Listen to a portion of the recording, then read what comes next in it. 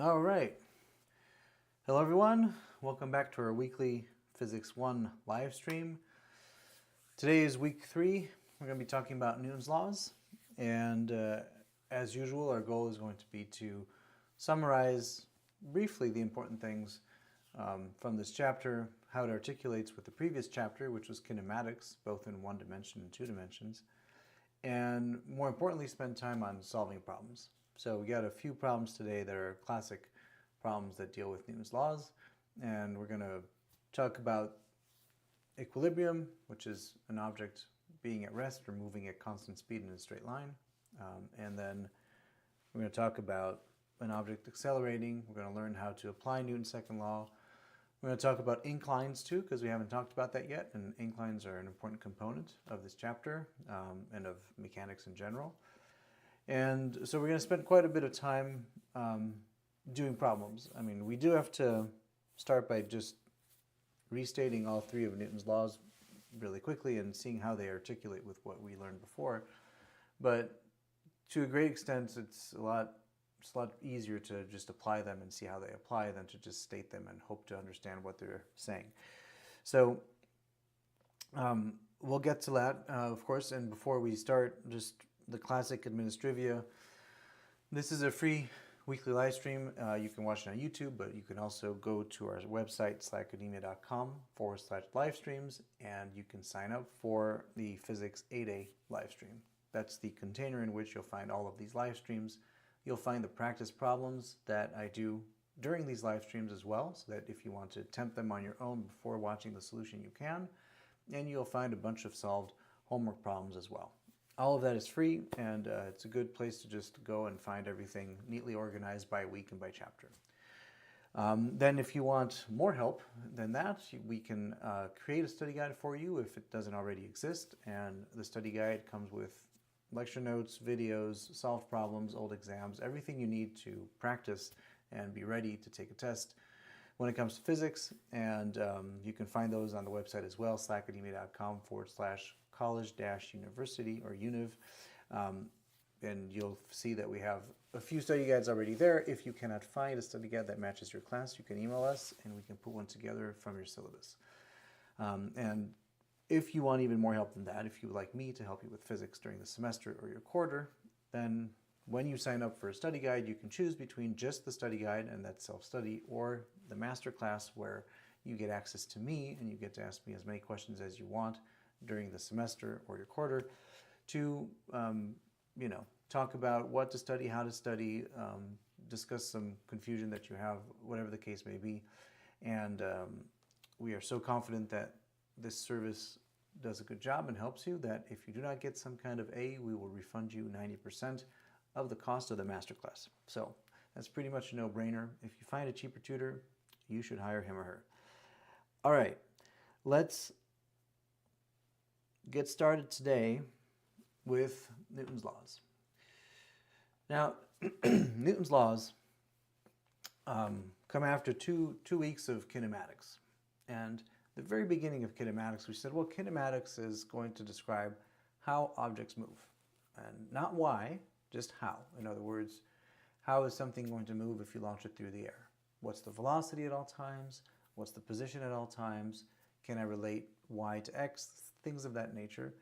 And we were trying to basically describe the path followed by an object that is launched.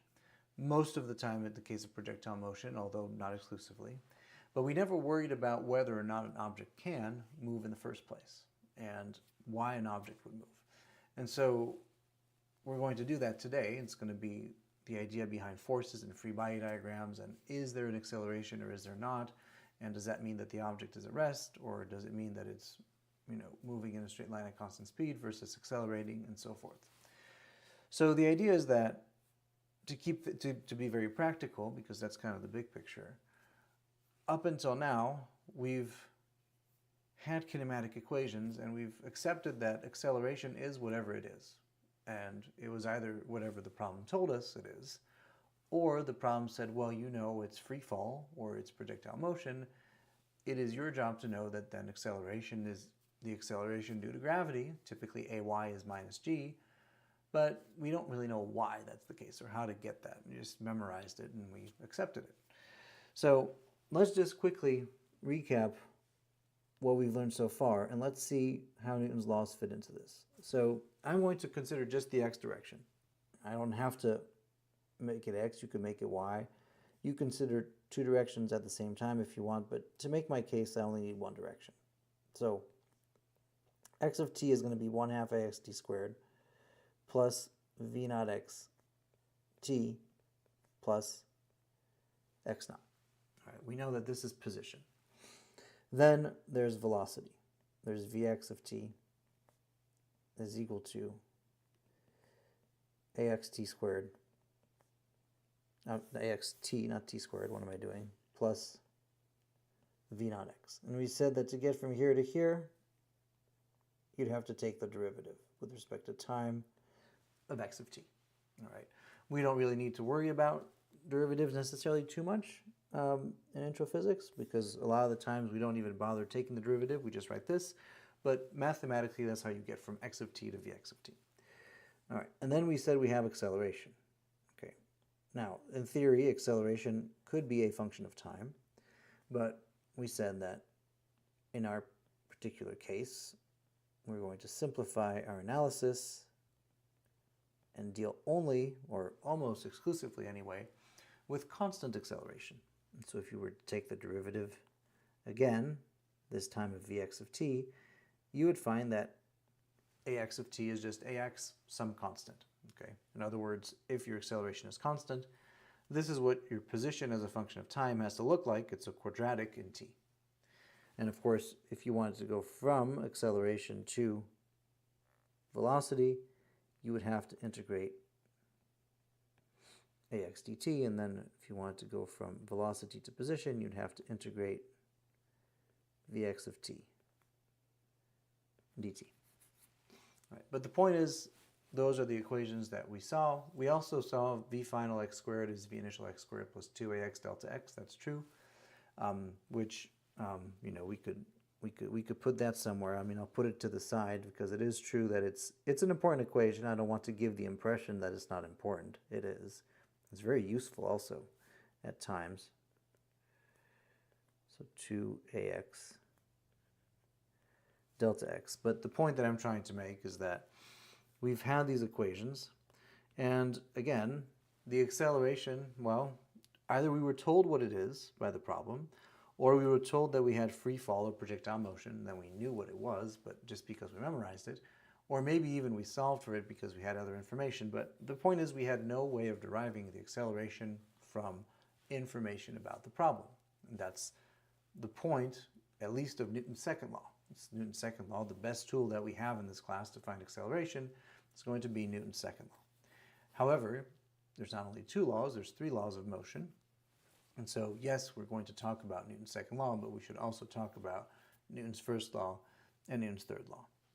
Now, the way that what we learned previously connects to Newton's laws is pretty much through Newton's second law. Okay, so Newton's second law, I will abbreviate N to L. All right, that's just between you and I to go a little faster.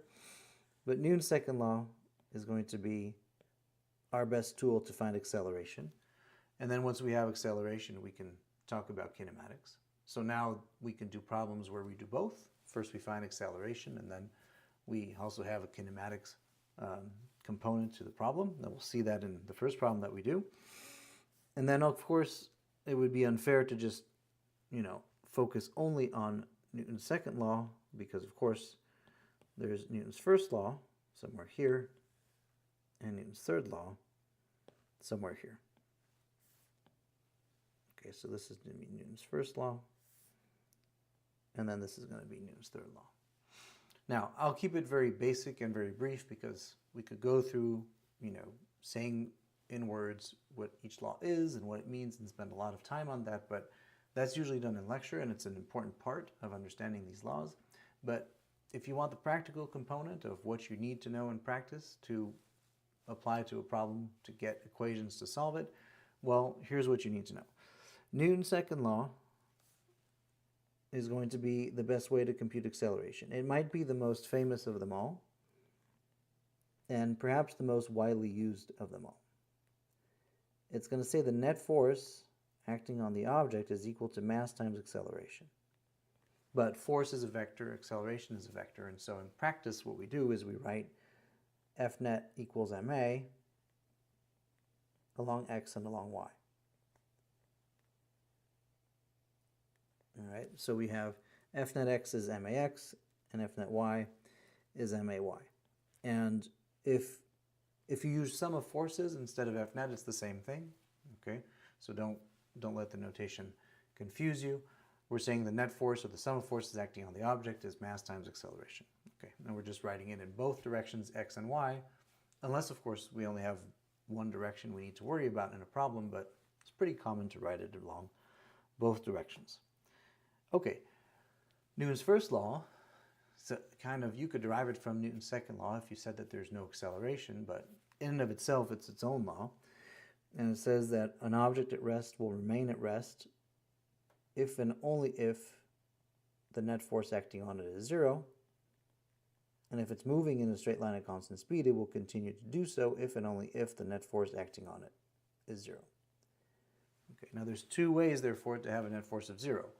Either you're not moving, this is called static equilibrium, or you're moving at constant speed in a straight line. It's called dynamic equilibrium.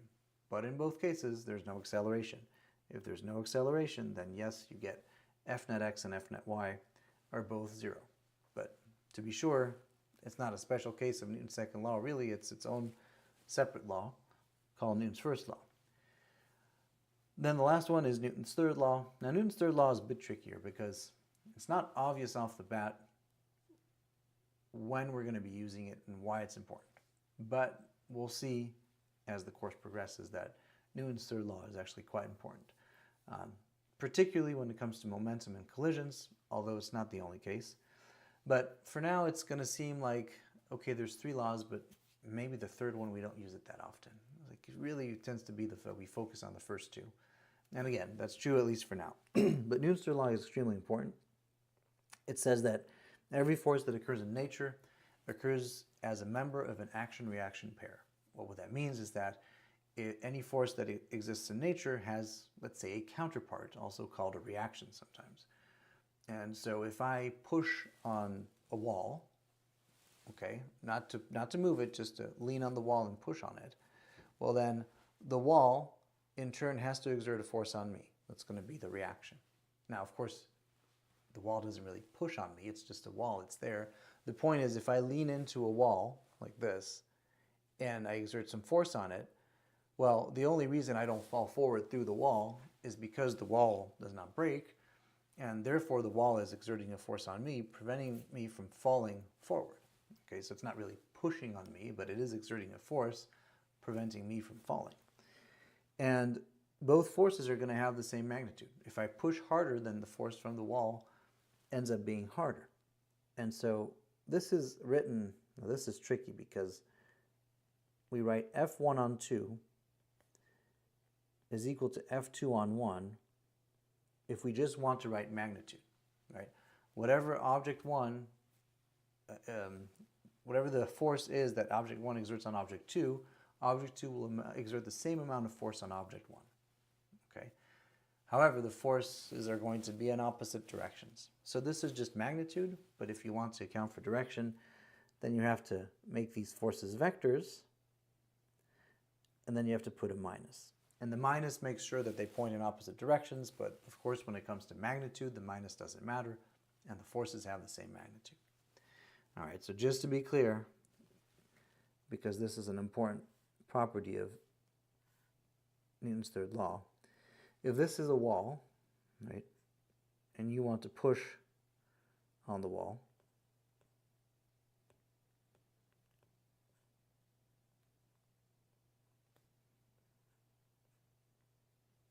right, and you exert a force, I don't know, let's call it 100 Newton, just to pick a number. Okay. Well, in turn, the wall exerts a force on you that prevents you from falling forward. If you tried to exert that amount of force and there was nothing to push on, then you couldn't remain in place, you would fall forward. And so, in turn, the wall exerts on you an amount of force 100 Newton, just in the other direction. All right. And so you're going to get a force on you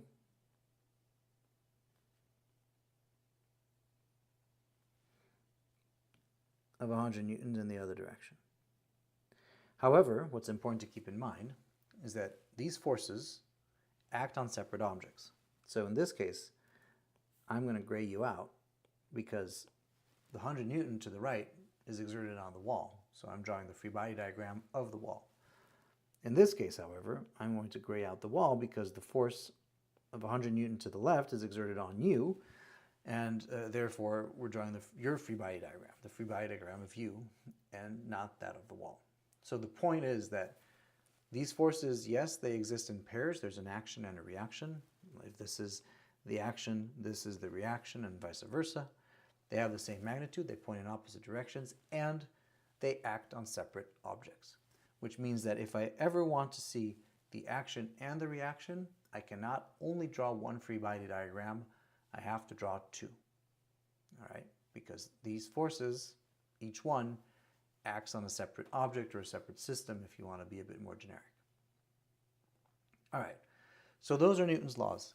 You will find, like I just said earlier, that these two are the ones that we focus on the most at first.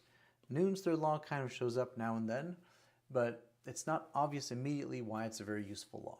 It seems to be a bit too simplistic, perhaps a little counterintuitive even, but it is a very useful law, and in time we'll come to appreciate it. But the focus at first is going to be Newton's first law and Newton's second law, and if you can get acceleration from Newton's second law, then you can go use your kinematic equations and describe the motion of the object as it moves.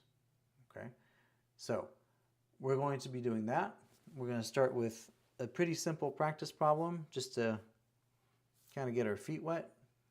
And we're going to talk about friction, and I debated whether we should have a separate just sidebar and talk about friction in detail, but again, the goal of these live streams is not to replace lecture, right? And so more likely than not, static friction and kinetic friction are forces that have been introduced in lecture. Me repeating what you already heard is perhaps not the best use of time.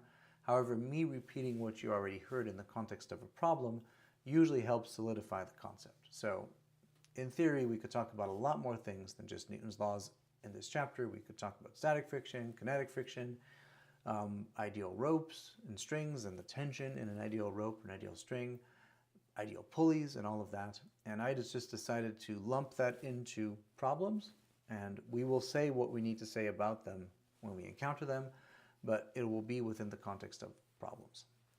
All right, so here we have a block of mass m that's 15 kilograms being pulled across a rough surface at an angle of 30 degrees by a tension force T that's drawn.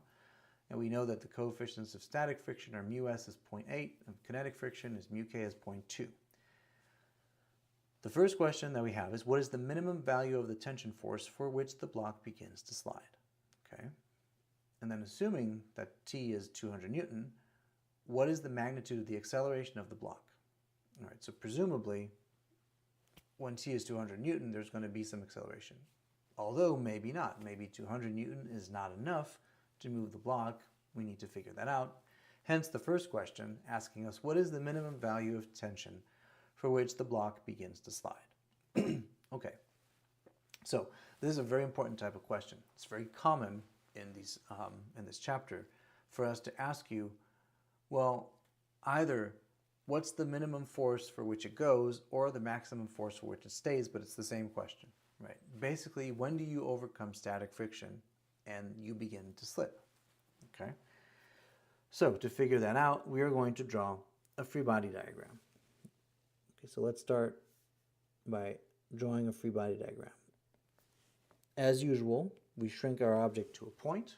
Okay, everything is treated as a point mass, and we're going to say that we know, first of all, that there's a tension force T acting at an angle theta on this object.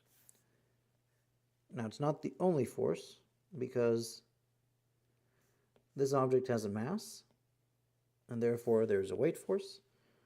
The weight force is straight down. That's going to be mg. You could call it W if you want, but usually we're given mass, so I prefer to call it mg. And then there's a normal force, which is the force from the horizontal surface, the ground presumably, or the table, on which this object is sitting. Okay. Now, that cannot be it, because if it's it, then we have a component, an x component of tension to the right, and the net force to the right is non-zero. And with this free body diagram, this block here has to go to the right. It has no choice. But it doesn't, okay, because we want to find the minimum amount of force, tension force, for which the block begins to slide. So it's not sliding yet. Well, if it were to slide, it would slide to the right, and therefore the reason it does not slide is because static friction points to the left and keeps it at rest. Okay. Now, we need to just talk real quick about what we're going to write to solve this question. Okay. It sounds like if the block begins to slide, well then, isn't it moving? Therefore it has an acceleration, which, fair point, you might think that. But the question, basically what we're saying is, when are we on the verge of slipping? But we agree that, okay, if you tell me that the minimum value of the tension force for which the block is on the verge of slipping is 100 Newton, then I agree with you. In theory, it is not yet sliding. It's just about to. And if you exerted 100.00001 Newton, the block would have to slide, right? But you could say, well, it's true as well if you exerted 100.0000001 Newton. So what we say is that, okay, on the verge of slipping at t is equal to 100 Newton, let's call it, the block is not yet sliding, but it's about to slide. For anything bigger than 100 Newton, it will go, but we'll agree that this is the minimum value of tension for which the block begins to slide, even though it doesn't really technically begin to slide. Okay, we just have to agree that it's a lot easier to give that as a threshold and say everything bigger, even if it's not bigger by much, will cause the block to slide. So that was a long way of saying that we have what's called static equilibrium. Okay. Static equilibrium means that the net force acting on this object, both along the x and the y direction, is zero, because it's at rest, and it's basically Newton's first law. We're saying that the net force along x is zero, and simultaneously the net force along y is zero. All right. Now, with that said, can we figure out the net force along x and the net force along y? Okay, now, for the most part, it shouldn't be that hard, right? The only force that has two components along x and y is the tension force, because it's both along x and y. But it shouldn't be too hard, hopefully, to find those components. Now, if you're not sure how to get the components, and which one's going to be cosine, which one's going to be sine, draw your triangle. Okay, this is your force, this is your angle theta, and then this is going to be the y component, this is going to be the x component, right? This is t sub x, this is t sub y. Okay. And we're just going to write cosine and sine.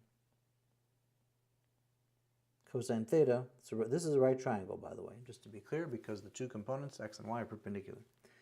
So cosine theta is tx over t. That means that the x component of t is going to be t cosine theta. Okay.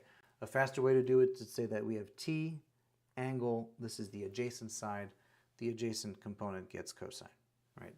Whereas if we have t angle opposite side gets sine theta, right? As we'll see here, if you were to write sine theta, you would find that it's opposite ty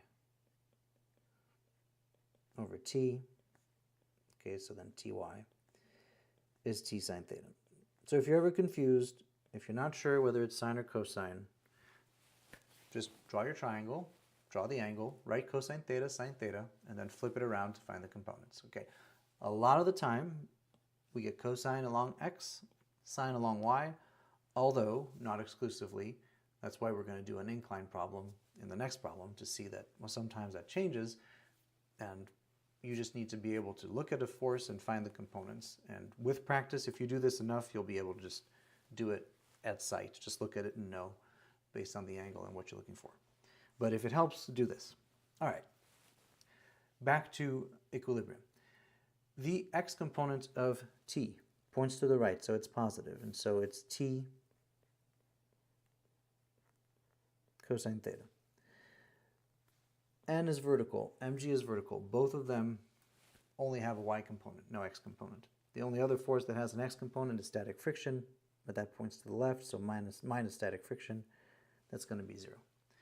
And then we have n points upward, all of n, so the y component of n is n itself, plus the y component of t, and then minus weight, which points down. That's going to be 0. All right.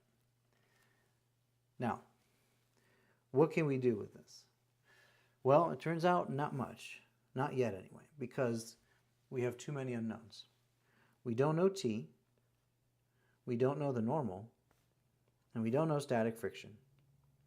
So we have three unknowns for 2 equations. Something's missing.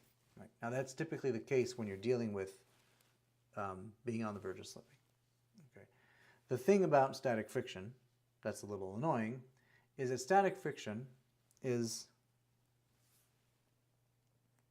less than or equal to mu s times the normal. Okay?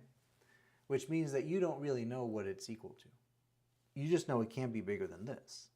But until it reaches that point, well, it is whatever it has to be so that the net force is 0. Okay? And this, Fs is equal to mu Sn, is true, but on the verge of slipping. So I would actually want to be able to write this, because it would give me a third equation, and now I would have 3 equations with 3 unknowns. But I have to argue that I'm allowed to do this. And if I do not make my case, I'm not going to get full credit on the test, because if I just write this without saying when it's true, whoever's grading me is going to say, well, they probably think it's true all the time, which is not true, so you don't get full credit. Okay, so it's really important that you show your work and that you explain why you're allowing Fs to be equal to mu Sn, because that is the way to go. All right. Well, what we're going to say is that we want the minimum value of the force, T, for which the block begins to slide. So precisely, we would like to place ourselves on the verge of slipping, meaning that any force greater than whatever we find, the block will slip. But for that specific value, we're just about to slip. So Fs is mu Sn, we've maxed out our static friction, and we cannot withhold any force bigger than this minimum force. So we're just going to say that for t equal to t min being what we're solving for, the block is on the verge of slipping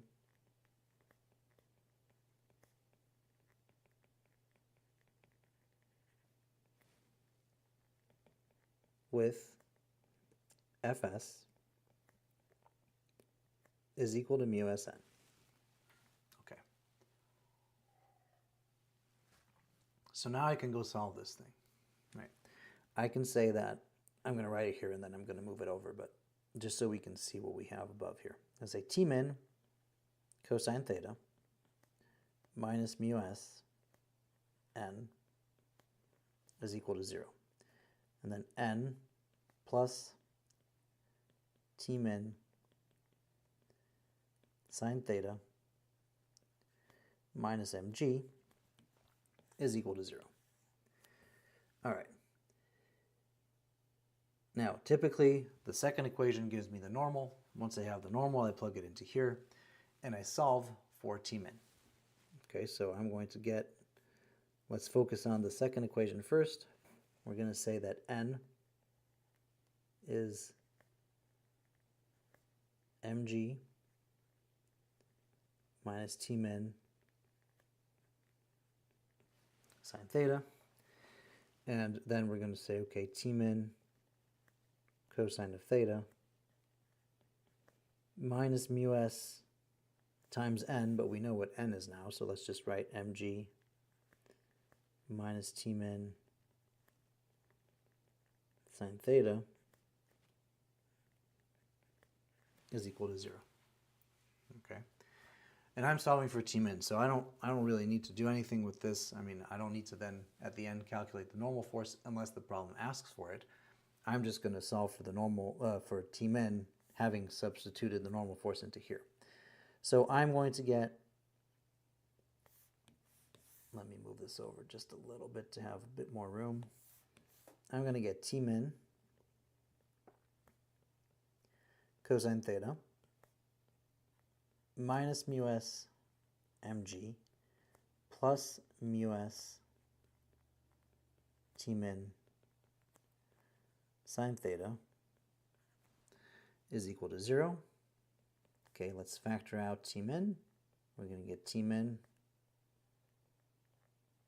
cosine theta plus mu s sine theta is equal to mu s mg. And now all I have to do is divide. Tmin is going to be equal to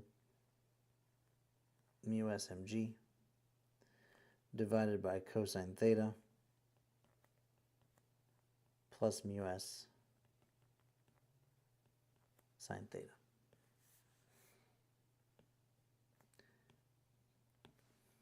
All right. This has no units, it's dimensionless. Mg is a force, T is a force, and that matches because the denominator is also dimensionless. So our units are correct. We can actually compute Tmin because we have everything we need. So Tmin is going to be 0.2 times 15 times 9.8 divided by cosine of 30. And it's not 0.2, it's 0.8, sorry. 0.2 is kinetic friction. Cosine 30 plus 0.8 sine of 30. And that's going to be approximately equal to 92.9 Newton. All right, so that's the minimum amount of force that we need to exert on the string for the block to slip. In fact, it's anything bigger than that, but we'll accept this value as the answer. This is the minimum amount of force for which the block begins to slide to the right. Okay, or said differently, it is the maximum amount of force that we can exert on the block and have it still remain at rest. Okay, it's the same question. You can phrase it however you want. The point is we want to be on the verge of slipping, so we can write Fs is mu Sn. That's our third equation that's missing. And once we have that, we can go ahead and solve. All right, so basically 92.9 is the minimum amount of force that I need to move the block. Therefore, in question 2, if I exert 200 Newton of tension, then I'm definitely above 92.9, and this block is going to have to move to the right. Okay, so now we're going to redraw the free body diagram. We're just going to assume that we know what the tension force is, and we're going to solve for acceleration. Okay, so let's redraw our free body diagram. It's not going to be very different. It's still a tension force T at an angle of 30 degrees. There's still the weight force that has not changed. There's still the normal force that has not changed. However, now the block slips and slides to the right, and if the block is sliding, it is no longer static friction, it is kinetic friction. Kinetic friction points opposite the direction of motion by definition, so it points to the left, and it is Fk. Now the nice part about Fk, kinetic friction, is that Fk, by definition, is always equal to mu kn. I don't need to have a conversation about when it's true and when I'm allowed to write Fk as mu kn. The answer is all the time. All right, and maybe you've seen Fd as mu dn or whatever, dynamic friction, it's the same thing. Okay, but I'm pretty used to kinetic friction, so I'm going to call it that. The point is, the one that's a problem is static friction. Static friction has a max value that you, beyond that point, it just disappears because the object slides, but you don't know what it is until you reach that point. Fk is mu kn all the time, so that's fine. So we're going to have an acceleration here of this block to the right. Let's just be clear and draw our axes, and we're going to write Newton's second law.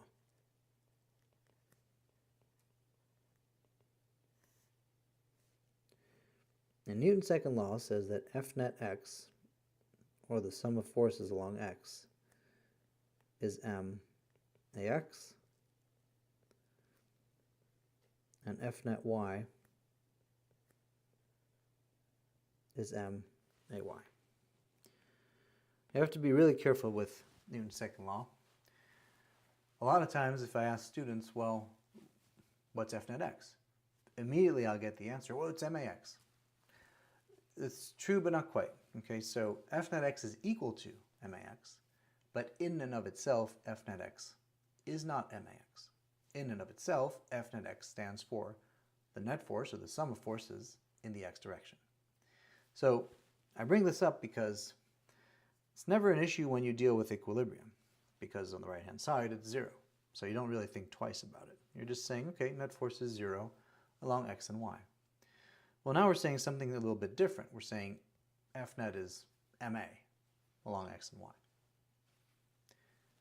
But F net x is something that you have to evaluate in and of itself, and you may then set it equal to max, because Newton's telling you that is how the universe works.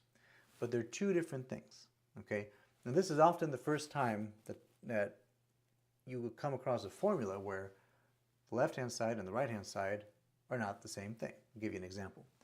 If you have x bar, and you say that it's the average, let's say it's the average of your 3 grades, and the same weight for each exam, so you just add all 3 grades up, you divide by 3, that's your average, right? Well, this is the same thing as this. We just decided to call it x bar for convenience. So on both sides of the equation, you have the same thing. Fair enough.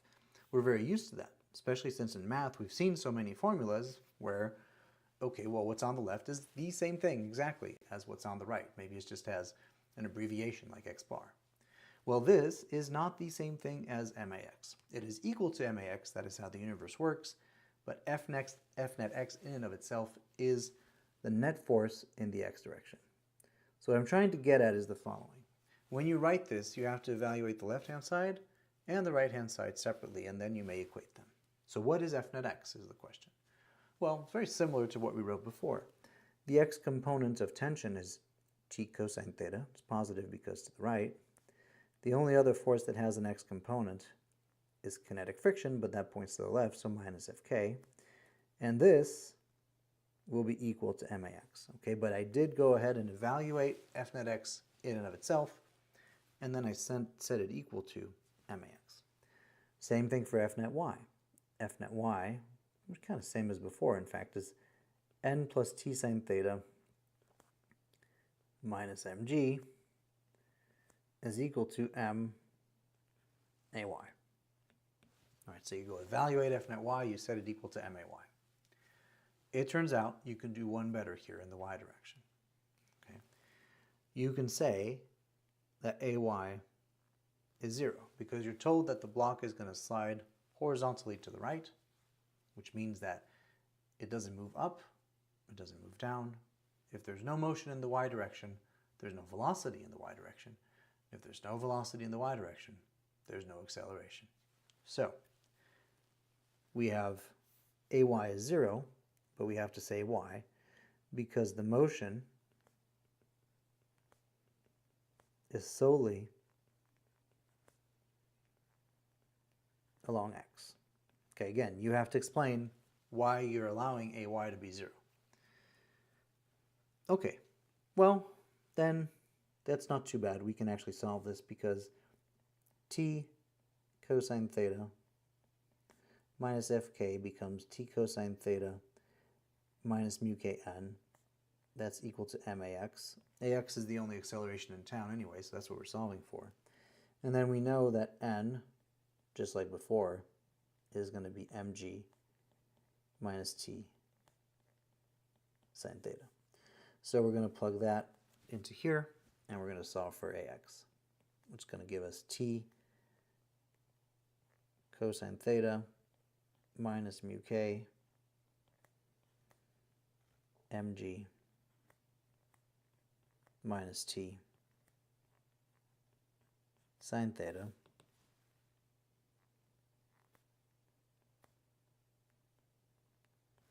is equal to max. All right, and then we just isolate acceleration. Is pretty straightforward. Just divide by m. So ax is going to be, now we're going to get, you can write this however you want, but if you want to factor out t, you're going to get t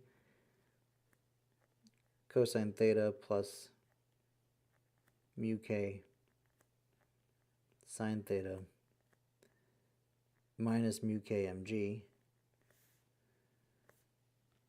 divided by m. That's going to be your acceleration.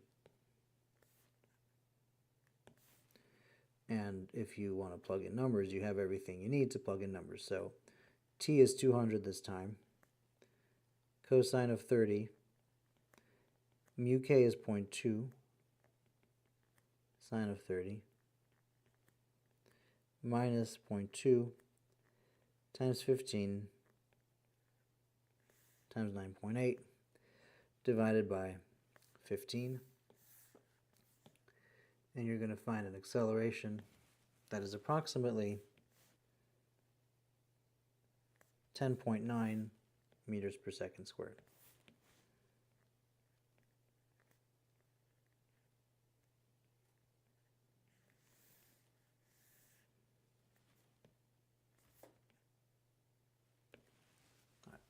So it turns out not that difficult. However, you want to be careful that even though you only want to find ax in this case, you do need to find f net x and f net y, set the first one equal to max, the second one equal to 0, because the second equation is going to give you the normal force, and you need to remember to plug that into the first equation.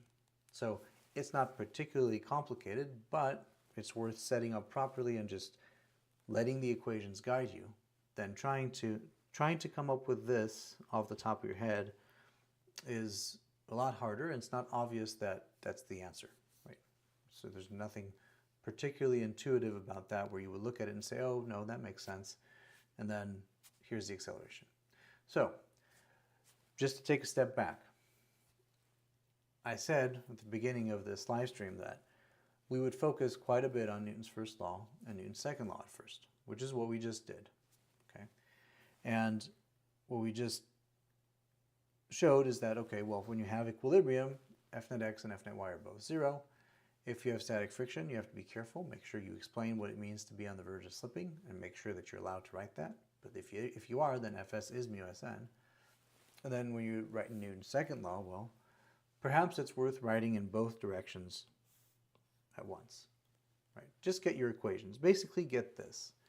And then from there, maybe, depending on what the question is asking for, you only need the Newton's second law in the x direction. It's possible, but maybe you need both.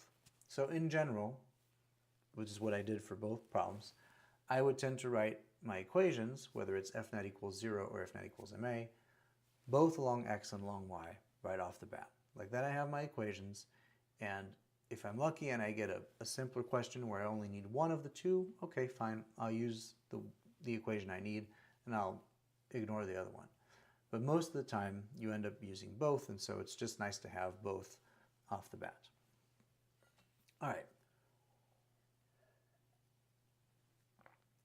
Let's do a bit of a harder problem. I mean, this one is a good problem to kind of warm up. It's a little easy when it comes to midterms. Okay, so it's probably too easy to be an exam problem, but this is a super classic problem. And Again, we could have done it with just one block, but we might as well just do it with two and put a string between the two. Like that, we can talk about ideal strings, and we can learn how to deal with something like this where we have two objects, not just one. And we're going to find the coefficient of kinetic friction and the tension in the rope connecting the blocks. It turns out it doesn't really matter what we're solving for. What matters is that we write equations that reflect the situation that we have. So that's what's important. Whatever they want you to solve for, they'll tell you later, like, okay, solve for this, solve for that, fine. But even if, let's say, for example, what I'm trying to get at, this question could say, find the applied force and find, I don't know, the friction force on the second block or whatever. I would still write the same thing in both cases. Whether the questions are this or what I just said, I would write the same equations. I would just then say, okay, here are my equations. What is it that you want? Oh, you want the coefficient of kinetic friction? Okay, let me go solve for that. Okay, so we have a block of mass 4 kilograms and a block of mass 8 kilograms joined together by a rope. We should give these guys names. So I'm going to call this block number 2. This is going to be block number 1. So they're being pulled up an inclined plane that makes an angle of 20 degrees with the horizontal. The force is 130 newtons, and it is applied to the 8 kilogram block. In other words, you tie the rope to the 8 kilogram block. But then there is another rope that attaches block 2 to block 1, and both blocks accelerate up the incline at 2 meters per second squared. Okay, and they have the same coefficient of kinetic friction between them and the incline. Let's just go ahead and call that guy mu k. And then AX is 2 meters per second squared. Now they have to have the same acceleration because they're moving together up the incline. Right? If one were moving with a greater acceleration than the other, then the distance between the two would change, and the rope doesn't allow for that. So they're moving up the incline at the same acceleration. And this is going to be an interesting case where, even though I said at the beginning, well, the best tool that we have to find acceleration is Newton's second law, well, here we're given acceleration. So do I even need Newton's second law? It's like, well, no, if you only think of Newton's second law as a way to get acceleration, you don't, because you already know the acceleration. However, the equations that come out of Newton's second law are still going to be valid. And okay, if you give me acceleration, well, I can solve for something else as opposed to solving for acceleration. So we did that in the previous problem where we solved for acceleration, very classic. But sometimes maybe you're given acceleration and you can solve for something else. Okay, so before we start writing equations, because what we're going to do is write Newton's second law, but for each block. So we're going to write it for block 1 and for block 2, and then we're going to bring things together and say, well, they have the same acceleration. They also have an ideal rope connecting them, so something to be said about tension. Before we do that, let me do the following. Let me just hopefully level set everyone on this issue of the incline and of the weight force. Okay. So here's a mass m. It could be either block, it doesn't matter. Just some mass m on an incline. All right. Now when we have an incline, what we tend to do is the following. We tend to take a coordinate system that's slanted. We usually choose x to be up the incline if we're moving up, down the incline if we're moving down. In general, a rule of thumb is you'd like to have an axis in the direction of acceleration if possible. So here we're accelerating up. I'm going to make x up the incline. But then y has to be perpendicular to x, and so y just ends up being perpendicular to the incline. Now it turns out it's pretty useful because the normal force is going to be along y, the tension force is going to be along x, the other tension force, T2, between 1 and 2 is going to be along minus x. So all these forces are going to tend to align really well with my axes, which is kind of nice. Makes it easy. I don't have to worry about too many components, except for the weight force. Okay, so the weight force is a bit of a bummer because the weight force points straight down, and it is therefore going to have two components, an x component and a y component. and I have to know what they are. Now on the right side, for every single incline, it will always be the same thing because the weight force will forever point straight down. So as long as I know how to find the components for the weight force along x and y on an incline, I just have to learn how to do it once. I don't have to reinvent the wheel every time. Okay, so let's try to figure out the components. All right, let's zoom in on this a little bit. Now we're going to say that we have two components. We have an x component and a y component. All right, so this is a terrible choice of colors. All right, let me do this. This is a lot better. This is going to be my x component. This is going to be my y component. And it turns out that because this triangle here is a right triangle, because mg points straight down, well then the angle that I have here is 90 minus theta. And if that's true, then since this angle here is 90 degrees, well then this angle here has to be theta. All right. So allow me to do this. I'm going to write that this component, it's going to be a negative component along y, but the length is mg cosine theta. It is the component adjacent to the angle. This component is going to be mg sine of theta. And if you just wanted to memorize this diagram and these components, that would be fine. It will be valid for every single incline that you encounter. So maybe not a bad idea. Or maybe not a bad idea to put it on your cheat sheet if you get a cheat sheet. So can we convince ourselves, though, that that's the case? Well, probably yes, we can. I mean, let's do this. Let's make a copy of mg. I'm going to bring it down here. Then let's draw our two components. We said that there's one here, and then there's one here. All right, now this one, gotta fix that real quick. There we go. All right, now this is going to be mg y. This is going to be mg x. Okay, again, this is the x direction. This is the y direction. Okay, and hopefully I'm convinced that this angle here is theta. So what do I do if I don't know how to just look at this and find mg cosine and mg sine just by looking at it? Then I draw my triangle and I write cosine theta. Cosine theta is going to be adjacent, which is mgy, divided by mg, which means that mgy is mg cosine theta. Now everybody gets confused about that because it is so common to have cosine theta in the x component that, like, wait a minute, why is the cosine in the y component now? Well, that just depends where the angle is, right? If we're going to be working with this angle here, but then you have no choice. Relative to that angle, which is conveniently this angle, which is typically the angle we know when it comes to inclines, well, your y component gets the cosine. That's how it is. So there is not a rule that says, oh, well, the x component will always have cosine theta and the y component will always have sine theta. That only is very often the case because very often we tend to measure angles with respect to the horizontal, and in which case cosine theta goes along x, sine theta goes along y. But there's no rule that says it always has to be the case, right? And so here, same idea with sine theta. Sine theta is going to be opposite component, that's going to be mgx divided by mg.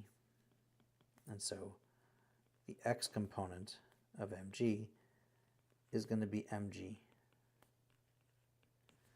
sine of theta.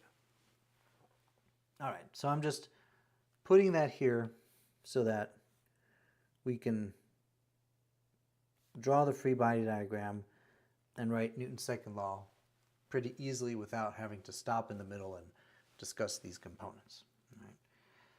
Okay, so question one, what is the coefficient of kinetic friction?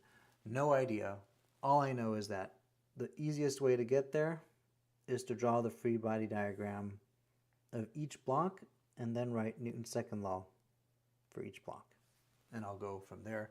Probably coefficient of friction is in there and I can solve for it.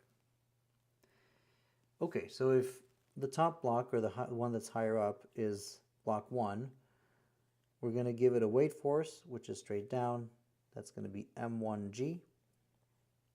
A normal force here, that's going to be N1. The applied force, F applied, pulls on the top block with a string. And then in between the two blocks, there's a string. I'm going to call this a tension T1. Strings can only pull, so that string pulls down the incline. And we're almost done, but not quite. We have to also deal with the fact that we have friction. So we're going to have FK1.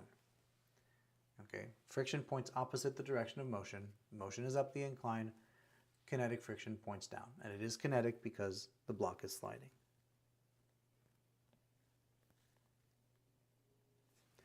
Okay, then we can go look at block 2. It's going to have a weight force M2G, a normal force N2, a tension force T2. Strings can only pull, so it pulls up. And of course we also have kinetic friction opposite the direction of motion. That's going to be FK2. Fair enough. Now, something important is that F applied is only applied to block 1. In other words, block 2 has no idea that there is F applied, at least not directly. Of course, there's going to be a relationship between F applied and the acceleration of block 2 up the incline. That's true. But my point is, F applied is only applied to block 1. It should only appear in the free body diagram of block 1, not in the free body diagram of block 2.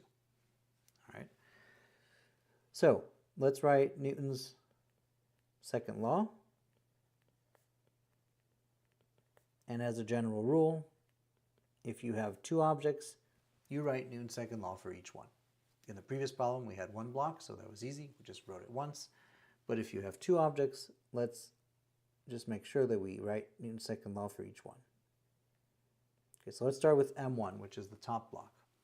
Okay. We want to write F net x as MAX and F net y as MAY. And again, just as a reminder, x points up the incline, y is perpendicular, so perpendicular to the incline. What's the net force along x for this guy? Well, F applied points up, so that's positive. Then minus T1 minus FK1, because they point down, so along minus x. And then what's the x component of M1G? Well, apparently it's going to be M1G sine theta, and it points down, so minus M1G sine theta. And that's going to be equal to M1, I'll call it A1. We call it AX1 if you want, but I'll just call it A1. In the y direction, be careful, this is the y direction. Right? The only force that we have that's only in the y direction is N1, and then minus the y component, M1G cosine theta. That's going to be M1A, but really call it AY if you want, but AY is 0. And that's because the motion only occurs along x, not along y. Okay, now, just to clarify, because I can hear the questions already. This is x, yes? Well, okay, I didn't really mean to do that, but this is x along the incline. That's the only direction in which there's motion. The y direction is not the vertical, right? Because you might say, well, hold on, isn't the block going up the incline? So I'm moving in the y direction. It's like, no, that's the traditional y direction. Remember that y is perpendicular to the incline here, okay? Now the block, or the blocks in general, both of them, don't start to leave the incline, in which case they would move along the y direction. They don't crash through the incline, in which case they would be moving along the y direction. They just stay nice and steady on just along the incline, okay? So That is why there's no y acceleration in this case. What about M2? Okay, well, the net force along M2 is going to be T2 points up minus F K2 minus the x component of M2G, which is M2G sine theta, is equal to M2 A2.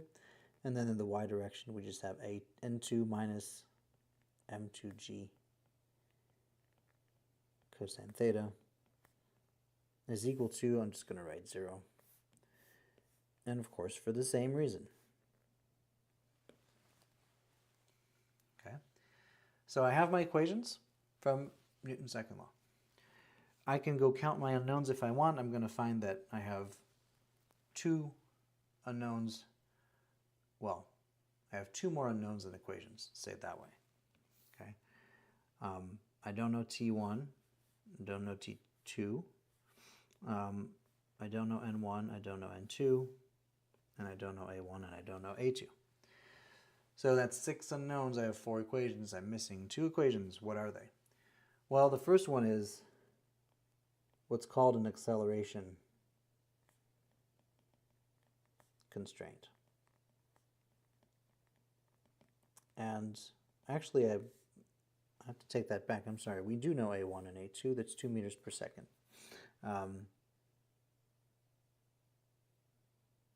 Yeah, okay, so hold on. So I am good to go. I was trying to get to this point. I was trying to say we have A1 equals A2. We'll just call it A. Now, in general, if you don't know what it is, it's still helpful because they have the same acceleration. It turns out here we do know what the acceleration is. So I take that back. We just need to solve for the coefficient of kinetic friction. So what we should do is we should rewrite these guys as mu k n1 and mu k n2. Okay, so this is nonetheless true. It's equal to 2 meters per second squared. But it is, it's not necessarily what I need to write right now because I already know it. Okay, what I need to do right now is I need to do this. I need to take my equation and say I have F applied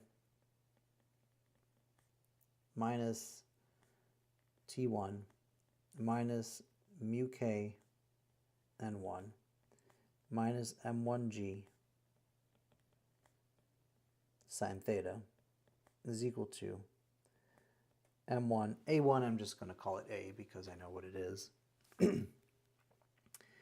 And then I have n1 is equal to m1g cosine theta. That's the second equation for the first block. I'm going to plug that into here in a second, but first let me write that I have T2 minus mu k n2 minus m2g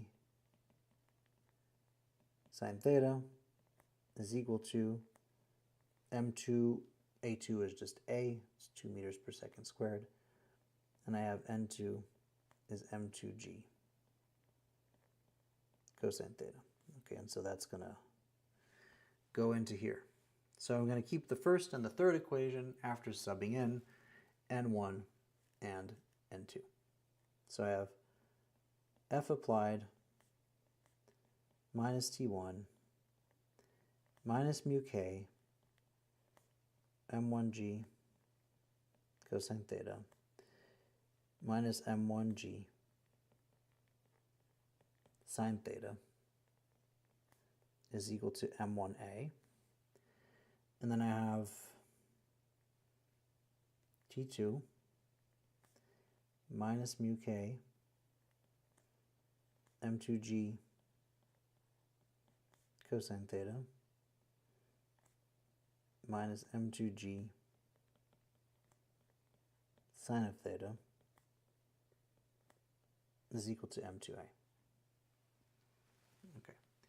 And I still need to figure out how to get mu k out of this, and I can't get it directly from either equation because here I have T1, I don't know what it is, and here I have T2, and I don't know what it is. And so I have to make one more additional case here. Okay, this was helpful, although again, we already knew acceleration, but in general this is true and you would need this to solve. There's another thing that you need to solve, and that is that T1 is equal to T2 because you have an ideal string or an ideal rope. Okay, so in which case the tension everywhere in the rope is the same, meaning that T1 is T2. Okay, so I'm going to move this down here, and I'm going to add it up here. I'm going to say I have an ideal rope or an ideal string, same thing, which means that T1 is equal to T2. Okay, and while really the bulk of the problem is, of course, Newton's second law and these four equations that come out of it, these are two statements that you need to make. Okay, it has to be said that they have the same acceleration. Now, this problem in this case says it for you, but okay, it's still important to state in general. And you also have to say that the tensions T1 and T2 are the same. Once you have that, plus Newton's second law for M1 and Newton's second law for M2, then usually everything comes together and you can solve. Okay, and so let's go ahead and solve this thing. And what we're going to do is we're going to say T1 is equal to T2. So what is T1? If I rewrite the first equation, I'm going to get T1 is equal to, I'm going to just add T1 on both sides and subtract M1A on both sides. So I'm going to get this. Minus M1 G sine theta minus M1A is equal, well, not equal to anything. T1 is equal to that, okay? And then T2 is equal to mu K M2G cosine theta minus M2G sine of theta, or plus rather, and then plus M2A. Okay, we add this and this on either side just to isolate T2, and up here we added T1 on both sides and subtracted M1A on both sides. So now I have T1 equals and T2 equals, and since T1 is equal to T2, that means that all of this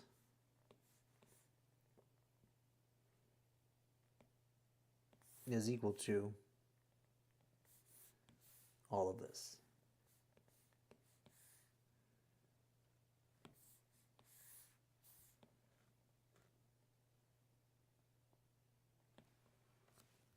All right, so let's try to group the terms that have mu k because that's what we want to solve for, and maybe we put all the terms with mu k on the right-hand side because we already have this guy here, and if we move this to the right-hand side, it'll become positive. Okay, so everything else is going to go to the left-hand side. We're going to get F applied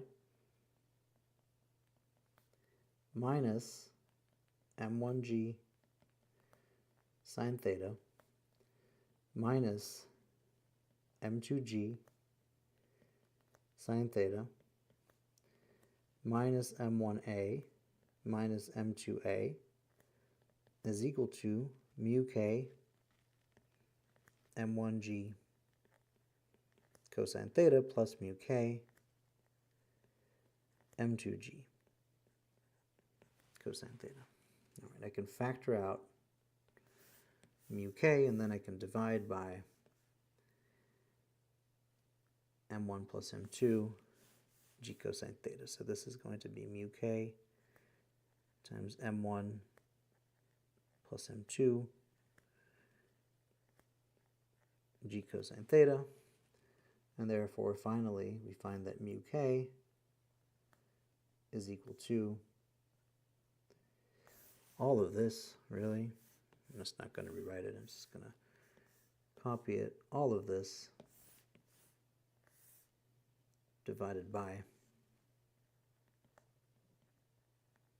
M1 plus M2.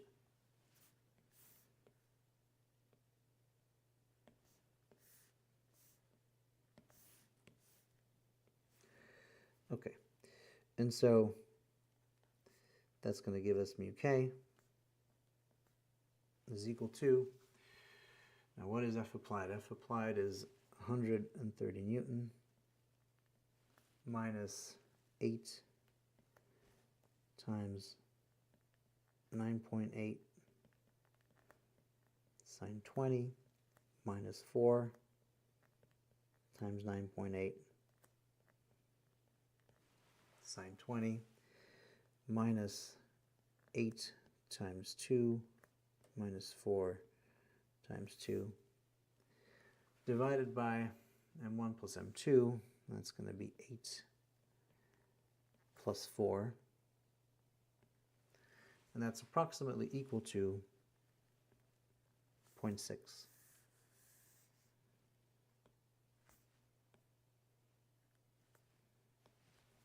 All right, so we found mu k. But again, what matters is all of this. Okay, what matters is this screen. You could have asked me, let's say that instead you gave me mu k as 0.6, and you said, well, hey, what's the acceleration? I would have written the same thing. Okay, so all of this, I would have written the same thing. I would have just, from my equations, then said, okay, well, now the accelerations are the same. I can already tell you that, and so let's just call it a, and then let's go and solve these equations for a and not for mu k. But what's true about this problem, what is relevant in terms of relating forces to accelerations and forces amongst between each other, is this, right? So it almost doesn't matter what question is being asked. I'm being a little facetious, but whether I'm solving for mu k or a or whatever, t1, which is the next question, then I would always start with writing these equations. Now, what is the tension in the rope connecting the blocks? That's the next question. Okay, well, I have everything I need. Okay, let me bring this down with me. I'll just bring a copy so that we can refer to it. And you want me to solve for tension. Well, actually, I can do better than that. Let's be smarter. We already did the work. There we go. Just going to use this. Okay, now which one do you pick? Doesn't matter, they're the same. They're equal to each other. So you can pick whichever one you want, and you can say that you're going to use that expression to find T1. It's going to be the same as T2. Okay, so let's maybe just argue that T1 is equal to T2, and maybe we just use the expression for T2. So that's going to be mu k m2g cosine theta plus m2g sine theta plus m2a. All right. That's going to be equal to mu k is point, what is it? Well, 0.6 we just found. 0.6. M2 is 4. 9.8 cosine 20 plus 4 times 9.8 sine of 20 plus 4 times 2. And that's going to be approximately equal to 43.5 Newton.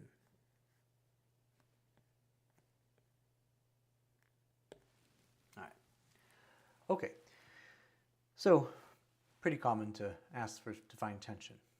Now, if you had asked me, can you find tension, like that was the only question. Right? Question 1 was find tension between the two blocks.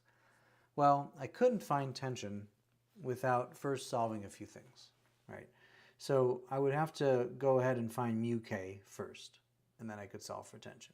So sometimes that happens. Sometimes we'll ask you, find, let's say, tension, but really what we mean is that, well, as you figure out how to find tension, you will realize that you need something else.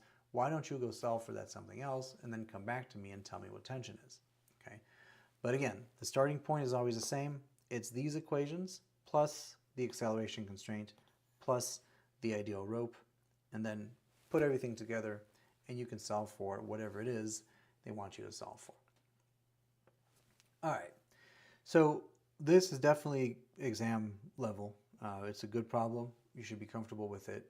Go back and do it again, right? Remember, physics is like push-ups. You cannot read about push-ups. You have to do them. So you have to go back and sit down with a pen and paper and just try to get to where I've gotten, right? Write the equations, write Newton's second law, make sure you don't forget T1 is T2 and so forth. And once you have all of that, try to solve and get the same thing I got. You might not follow the same steps, that's okay. How you go about the math, that might change from what I did compared to what you did. It might be different, doesn't matter. Just try to do it on your own and get the same answer in the end. Okay. So the last question, or last problem I want to do today is, it's such a classic problem, it's not even funny. It's almost too classic to be on an exam. That's how classic it is. However, it is an essential building block for problems that might be a little harder than this one. So this is called the Atwood machine. It's a very simple idea. It's an ideal pulley. This will allow us to talk about ideal pulleys. And there's a string wrapped over it, and we have M1 and M2. And M2 is heavier than M1, so of course this whole thing is going to move down for M2, up for M1, and counterclockwise for the pulley as it rotates. Okay. We want to find the acceleration of the blocks and the tension in the string. Okay, so this is a really important problem, and it's important because, again, it's a building block for harder problems in this chapter, but it's also something that's going to come back later once pulleys are no longer ideal. Okay, so for now, it's very nice. Pulleys are ideal. We'll see what that means and why it's nice, but it is not true that all pulleys are ideal, and in a few weeks we'll have tools to deal with non-ideal pulleys. Okay, so let's do this. Let's draw the free body diagram of M1, M2, and the pulley. Okay, now M1 has a weight force that points straight down, M1G. Strings can only pull, so this is going to be T1. Okay. M2 has a weight force that points straight down, that's M2G. Strings can only pull, and therefore T2 is going to point up like this. When it comes to the pulley, strings can only pull, therefore I'm going to have T3 pointing straight down and T4 pointing straight down on either side. Okay, it's not the only thing I need to draw when it comes to the pulley. However, tension tends to be all that matters when it comes to the pulley, and specifically when it comes to ideal pulleys. So occasionally you might find people that try to draw maybe a force from the axle. You could call it a normal force or F axle or whatever you want. In theory, that's true, right? The pulley rests on the axle, and of course, if you only have T4 and T3 pulling down, the whole pulley crashes down, which it doesn't do because the axle exerts a normal force upward, allowing it to rotate with T3 and T4 on it. Okay, but we never tend to draw this. Most of the time we just don't, because specifically for ideal pulleys, all that matters are the tension forces T3 and T4, and even in the case of non-ideal pulleys, it tends to be the case that we don't draw it, but we'll get to that in a few weeks when we talk about torque. For now, let's just agree that, well, we have an ideal string, so we know that. So the ideal string allows me to say a few things. The ideal string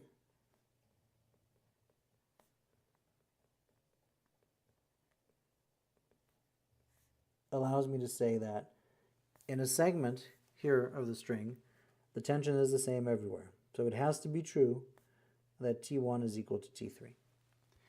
However, in a different segment, on the other side of the pulley, not necessarily the case, and so,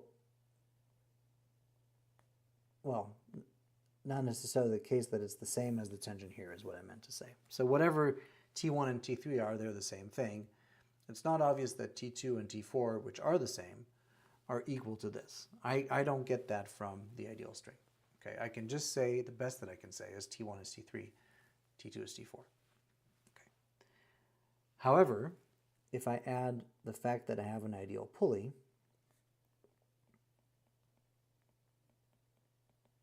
the property of an ideal pulley, and it's not necessarily clear right now why that's the case, is that the tension on either side of a pulley is the same. So T3 is actually equal to T4. Now, it'll make a lot more sense later. Once we talk about non-ideal pulleys, torque, and everything, we can derive why it has to be true that in the case of an ideal pulley, the tension is the same everywhere. But the simplified explanation for now is that if your pulley is massless and frictionless, so there's no friction on the axle, then getting it to rotate requires no effort, right? In other words, T4 can be the same as T3. It'll still rotate because it's massless and frictionless. But in the real world, if you build this with an actual pulley, okay, the only way you get counterclockwise rotation of your pulley is if T4 is bigger than T3. That's the problem with the non-ideal pulley. Again, we'll get to that later. But I get to write ideal string. T1 is T3, T2 is T4, and then the ideal pulley ties everything together. T3 is T4, so all the tensions are the same. In addition to that, I get to say that, acceleration. Now here we got to be careful. Let me do this.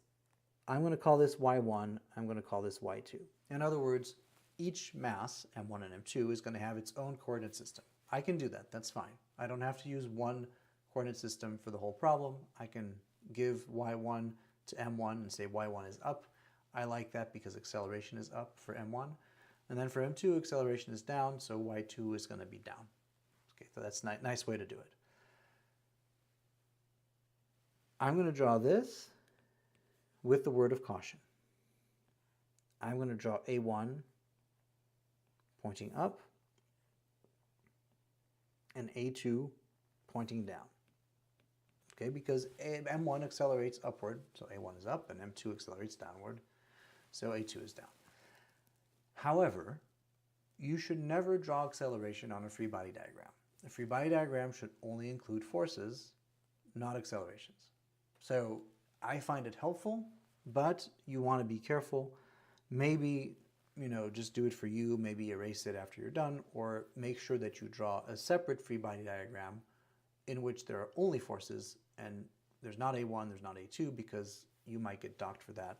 In theory, if you want to be proper, you should not be drawing accelerations on a free body diagram. But the reason I'm doing this is because I want to show that, okay, there is A1, there is A2. They both have their own direction, which I'm going to have to account for when I write Newton's second law. But because they move together, right, because M1 moving up a certain amount means M2 moves down the same amount, because in fact they will both have the same speed, M1 cannot be going faster than M2 or the other way around, because the length of the string stays the same, right? So they have the same speed at all times. That means that they also have the same accelerations at all times. And so it was a little clearer in the previous problem that we had what's called an acceleration constraint. But here we do have an acceleration constraint as well. Okay, and these blocks move together. And they have to have the same acceleration,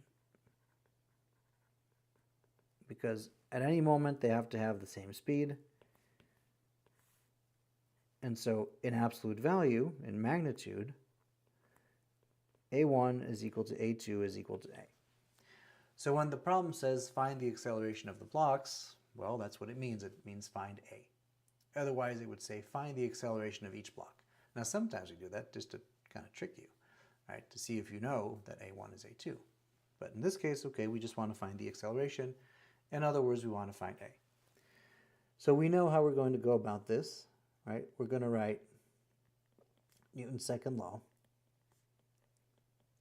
And we know that if we have multiple objects, we just learned this in the previous problem, we write Newton's second law for each one. Okay? So let's write Newton's second law for M1 first, and then for M2. All right, for M1, I'm going to use Y1.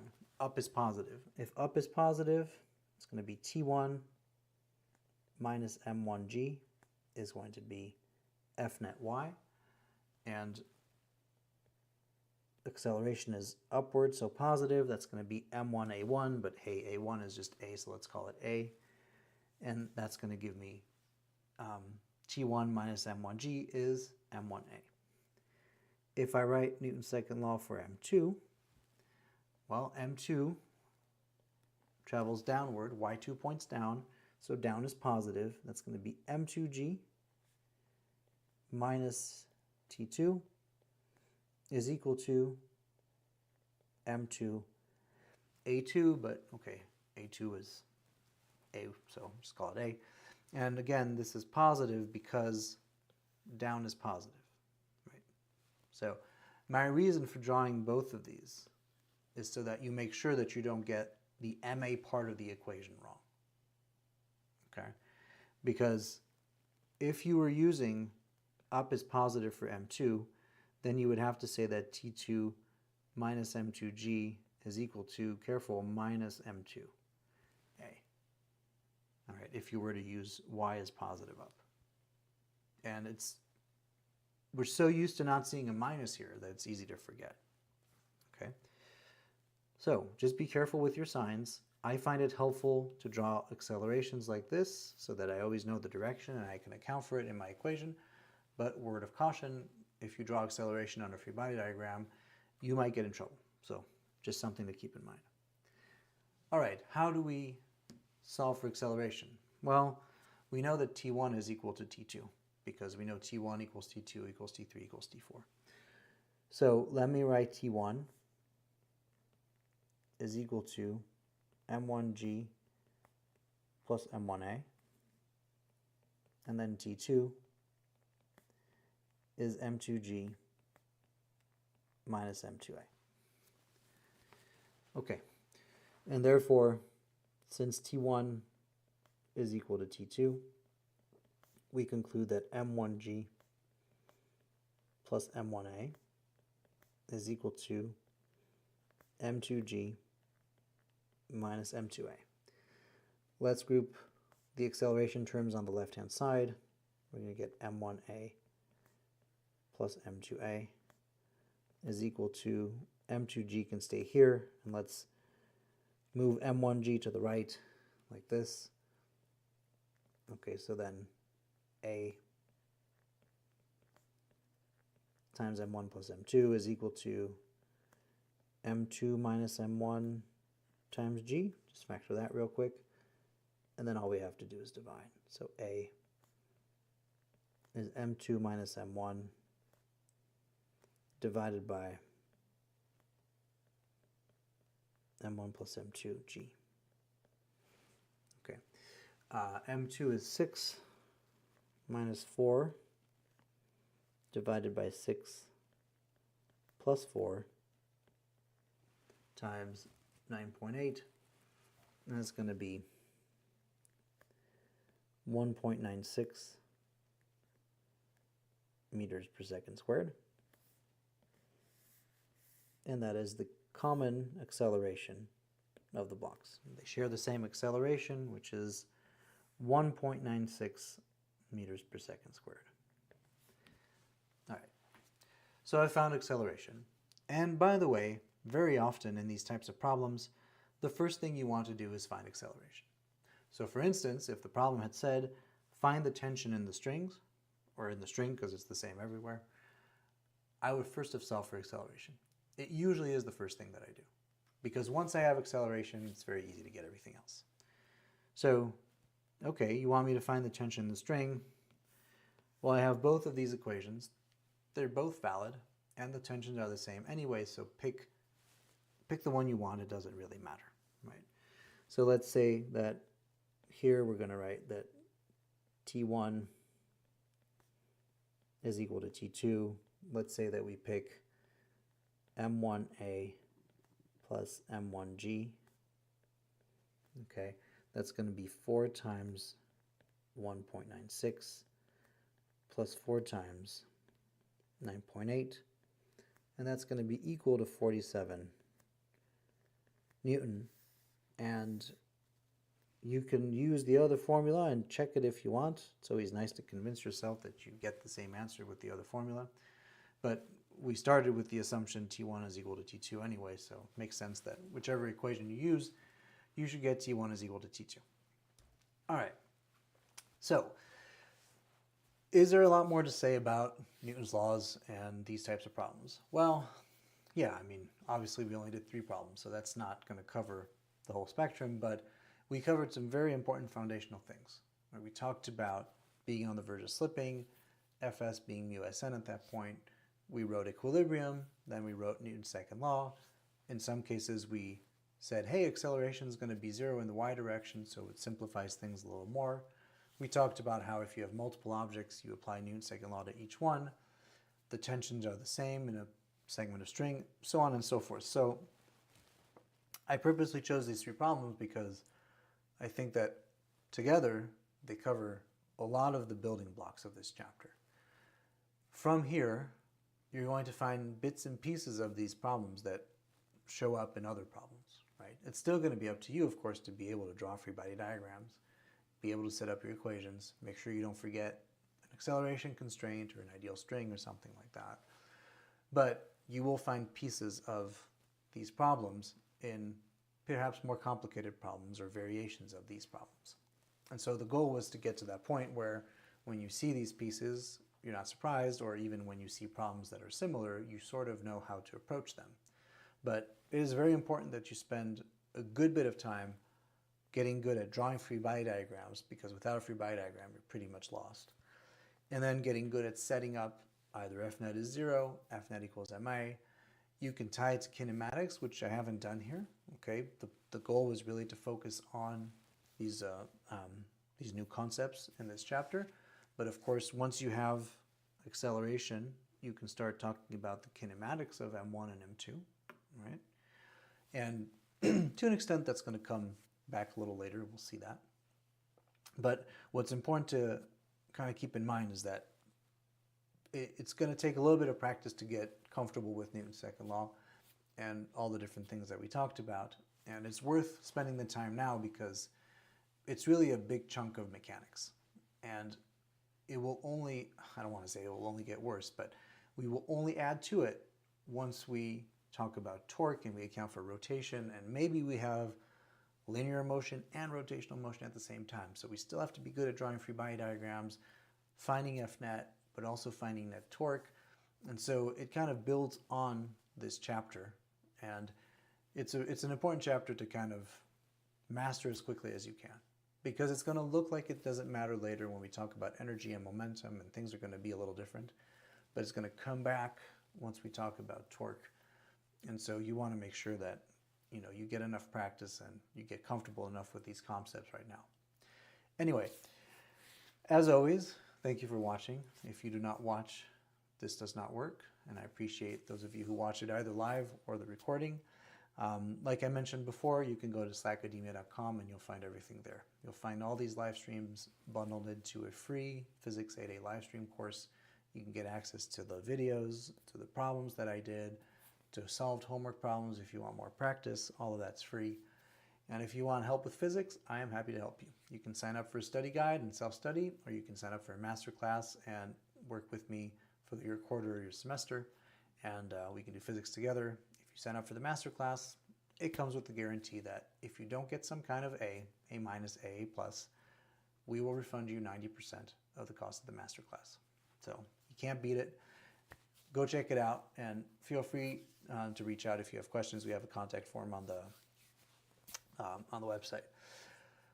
And that's going to be it for the public portion of this physics review. Again, like I said, thanks for watching. Next week we will sort of revisit this. We're going to be doing circular motion. It's a different type of motion, which is a little strange at times, but it's going to allow us to review Newton's second law just in a slightly different form. So there's going to be a little bit more of the same, and then a few new things sprinkled on top. And by the time we get to the end of that, we'll have a nice collection of different types of problems that we can do. And it tends to be that the bulk of the first midterm focuses on those chapters, plus maybe either energy or whatever else you have time to get to. But that's going to be the bulk of midterm 1. So it'll be fun. I will see you then. And until then,